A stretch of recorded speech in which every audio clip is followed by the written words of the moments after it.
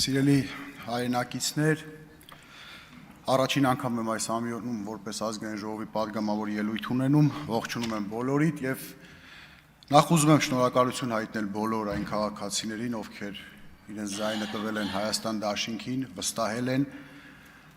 Դուք ինքներդ էլ վստահ եղեք, որ մենք փորձելու ենք ձեր արդարացնել ձեր հույսերը, աշխատել որպես պատգամավորներ, ինչի համար դուք մեզ գործ ուղղել եք այստեղ, ամեն ջանք ու եռան դնելու ենք, որպեսզի այդ նպատակին հասնենք։ Շատ խոսվեց այսօր ազգային ժողովի 4-րդ օրն է, շատ խոսվեց բարեկրթությունից, ժողովրդավարությունից եւ այլն։ Ինչ խոսք, բոլորը կողմ են բարեկրթությանը, ոչ ոք դեմ չի։ Բայց այդ բարեկրթությունը առաջին հերթին կախված է լինելու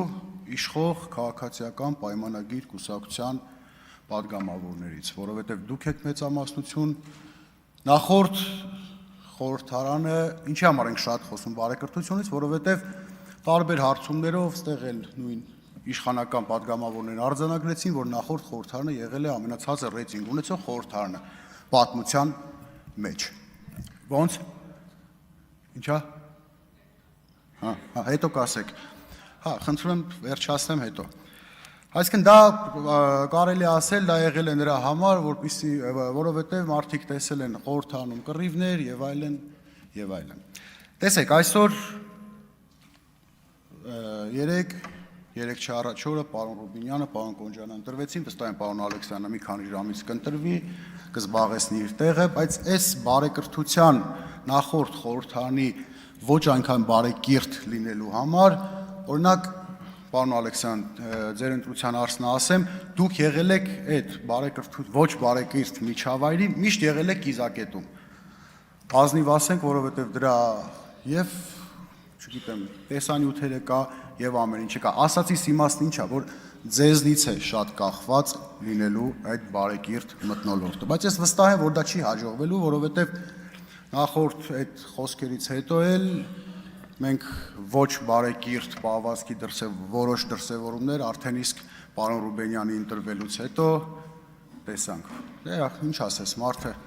վերևում է նստած, ամբիոնում է, որ ասում է մեղն ու չագուչը իր ձեռն է, փորձում է ոնց ուզի օգտագործի, բայց ամեն դեպքում թույլ չենք տալու։ Երկար խոսվեց ժողովրդավարությունից, անցող ընտրությունները ժողովրդավար էին եւ այլն, իհարկե ժողովրդավարությունը շատ սիրուն, շատ ճիշտ եք խոսում, շատ լավ կարողանում եք հրամցնել, բայց իրական պատկերը լրիվ այլ է։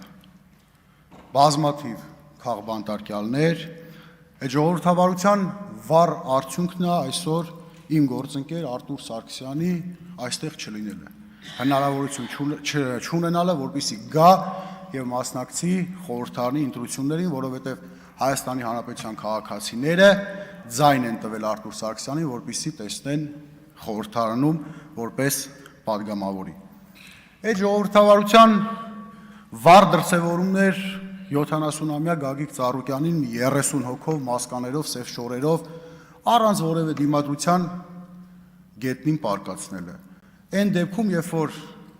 մարդասպանության բազմաթիվ դեպքեր Հայաստանի Հանրապետությունում տեղի ունենում եւ մենք ներում ենք տեսանյութեր, որ օրինակ մարդասպանին սենց հանգի ձեռքը բռնած շորորացնելով տանում են այս կողմ, տանում են այն կողմ։ Սա ժողովրդավարություն չի։ Սա ուղղակի չգիտեմ իրավական ասեմ, քաղաքական ասեմ, բեսպրեդելի դրսևորում է։ Այդ ժողովրդավարության վառ ապացույցն էր նախընտրական շրջանում, նաև ընտրության օրը բազմաթիվ ընդդիմադիր շտաբերի պետերի, շտաբերի անդամների ձերբակալությունները, այնուհետև կալանավորումները։ Այդ ժողովրդավարության վառ արդյունքն է Ծառուկյանից այսօր գույքերի խլելը, իրավական վենդետա հասկացողություն աշխարհում չկա։ Վենդետա, ինչ իրավական։ Եթե իրավական պրոցեսը դա պիտի լինի արդար, դա պիտի լինի արդարադատություն, դա պիտի լինի օրենքի սահմաններում։ Օրինակ մուլտի վելնեսի, քաղաքապետարանը պետությունը վերցրեց, տվել է քաղաքապետանին, Տիգրան Ավինյանը առավոտ գործի գալուց լայվ էր մտի, ասում էր բոլորիդ կոչ եմ անում գալ եւ մարզվել մուլտի վելնեսում։ Օրինակ իմ մոտ տպավորությունն է, որ Գագիկ Ծառուկյանը ասենք ունենար Վարշավիրանոց, այդ Վարշավիրանոցը կխլեք ու Տիգրան Ավինյանը կասեր խնդրում եմ բոլորդ գաք ֆենվեք եւ էպիլացիա անեք այս Վարշավիրանոցում։ կամ օրինակ ունենար գիշերային ակումբ։ Սա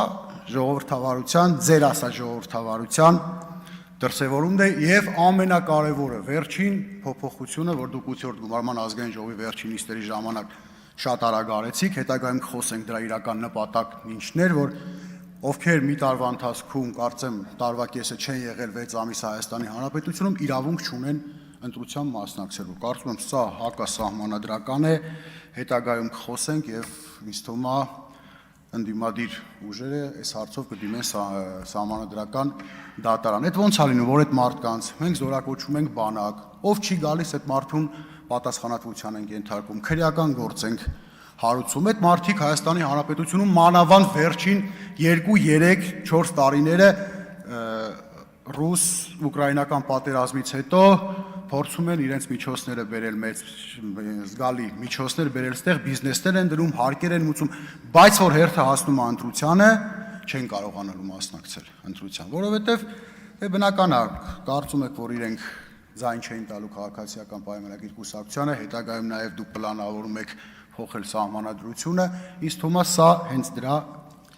դրսևորումն է լինելու։ Պարոն Ռուբենյան,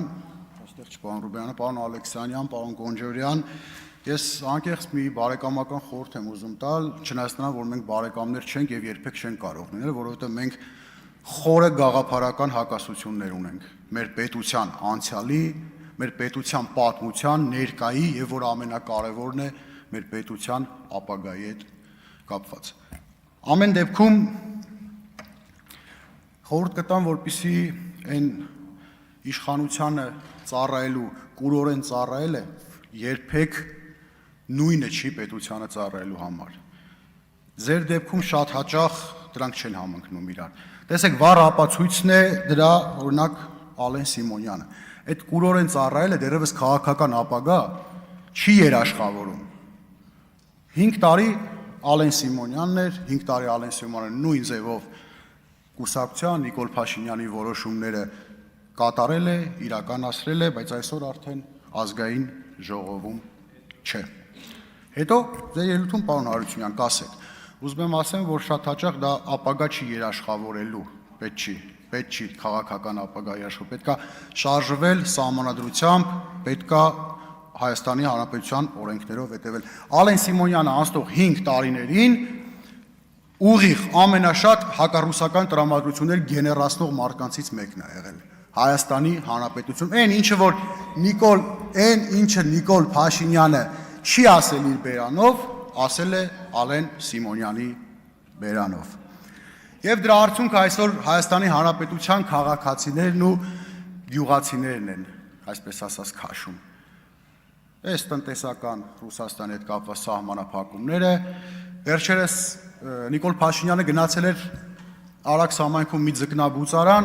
ասում էր, որ տեսեք, այս մարդիկ արտահանում են անում եւ այլն եւ այլն։ Շատ սխալ տեղ էր գնացել, որովհետեւ այդ ձկնաբուծական տնտեսությունը բոլորը գիտեն, 20 տարի արտահանում անում, սև խավիարը արտահանում, Ռուսաստանի ԵԱՏՄ երկրների հետ արտահանում երբեք չի արել, ինքը իշխանձուկ չի բուծում, փոխարենը պետք էր գնալ այդտեղից 1-2 կիլոմետր են կողմ, օրինակ Ջրառատ գյուղի, Գայ գյուղի, Մեծամոր գյուղի ձկնաբուծարաններ եւ խոսել այդ մարդկանց հետ, ում տնտեսությունները եւ ապագան տնտեսությունների ուղիղ կապված են ԵԱՏՄ-ի հետ։ Տվյալ դեպքում Ռուսաստանի, որովհետեւ ամենամեծ շուկան ԵԱՏՄ-ի դա Ռուսաստանն է։ Այդտեղից կարող էր, օրինակ, ես կարող եմ տեղերը ցույց տալ, գնալ